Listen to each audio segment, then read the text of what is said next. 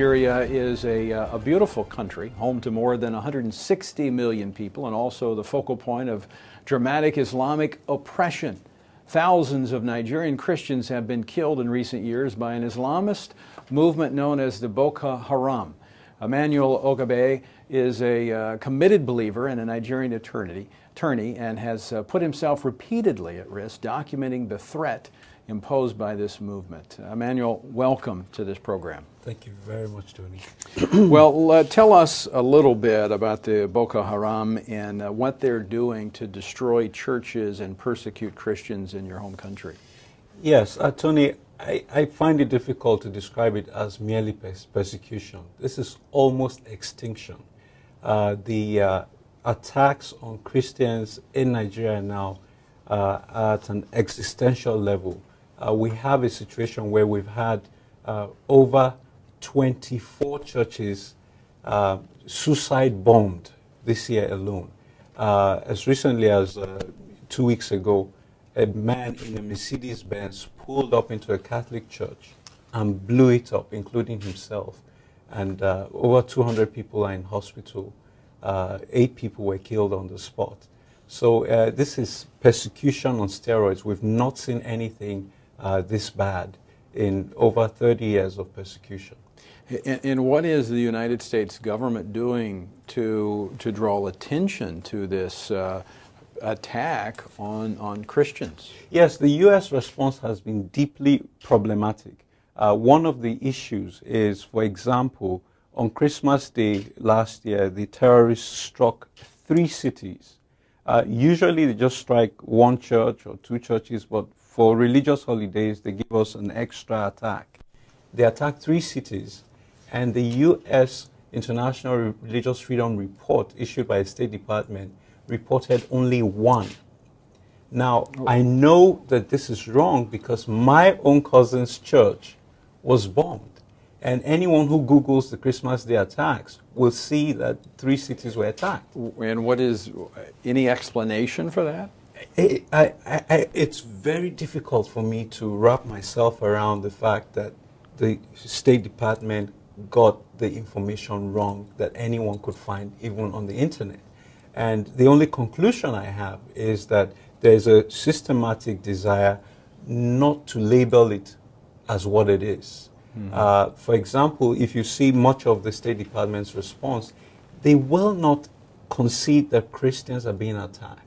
When the Boko Haram, they refuse to call them a terrorist organization. Yes, they've refused to designate it a foreign terrorist organization. And last I checked... What is it then? Well, considering that they've killed over 700 people in the first half of this year. And their purpose is what? Well, they want to annul the Constitution, they want to abolish the democracy, and they want to institute an Islamic state. They've bombed the United Nations office in Nigeria. They've killed Europeans. The Americans who were in some of the places where they were attacked survived. So they have actually, railed against the United States. They've caused the religion of George Bush. All of that, and yet the U.S. refused to recognize that this is a foreign terrorist organization that poses a threat to the U.S. Now, the church in Nigeria, yes. They see the church as obviously an obstacle to this path to Sharia law yes. and Islamic rule in the country. Yes, they see the church as that, but ironically, they actually see the church as representing America. So, really? Yes. So the whole reason that one of the main reasons the church is being persecuted is they see it as an extension of the Western mindset or worldview? Yes, the Western worldview and the fact that America is referred to as God's own country. And so this terror group Boko Haram, when the U.S. invaded Afghanistan, they called themselves the Taliban after Afghanistan because they empathize with that part of the world.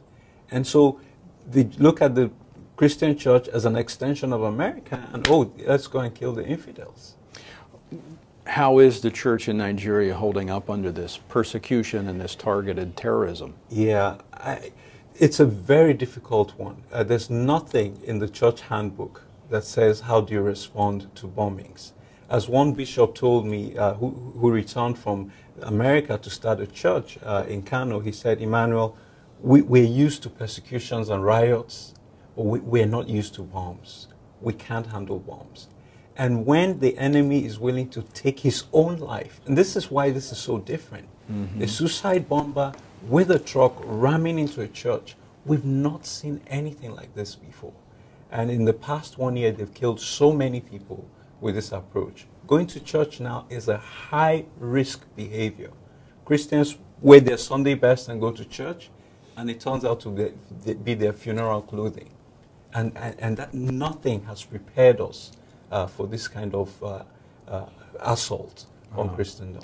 Well, do Christians in Nigeria, given what they are facing and these continued attacks and the less than positive response from the United States, do they feel abandoned by the U.S.? Oh yes, there's certainly a deep sense of disappointment.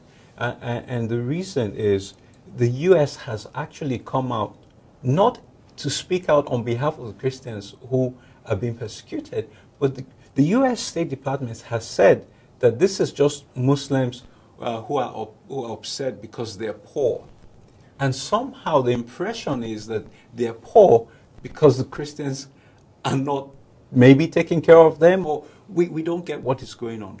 And because the U.S. is putting pressure on the Nigerian government to appease the Muslims, we have a situation where the government of Nigeria is building 400 Islamic schools for the Muslims, and nothing is being done to fix 700 churches that were destroyed in 48 hours last year just because the Christian won the election. We just had elections here in the U.S. What sense would it make if people went out and burnt 700 churches? What is the connection? Let me make sure I heard you're right. The United States government response to this situation is to point to the Nigerian government and say the reason that these Islamists are attacking your churches and killing your people is because you've not given them education and economic opportunity. Precisely. That is the argument that the United States is making.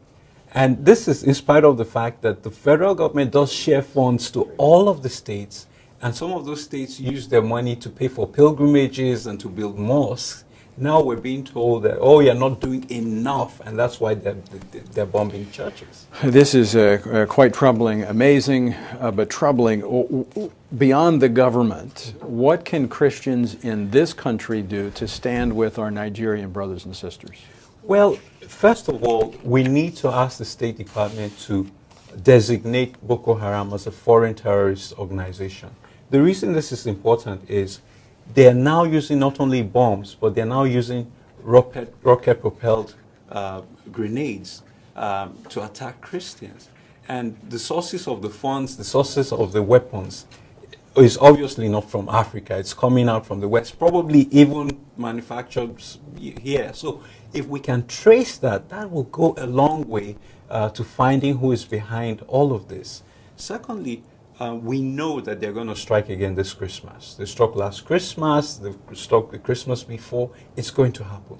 But let's stand in prayer that this year it will not be as bad.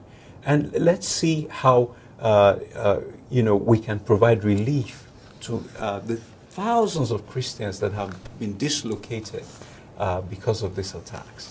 Emmanuel, thank you so much for being with us, and appreciate you standing for your folks, your people in Nigeria, and we will stand with you. Thank you very much.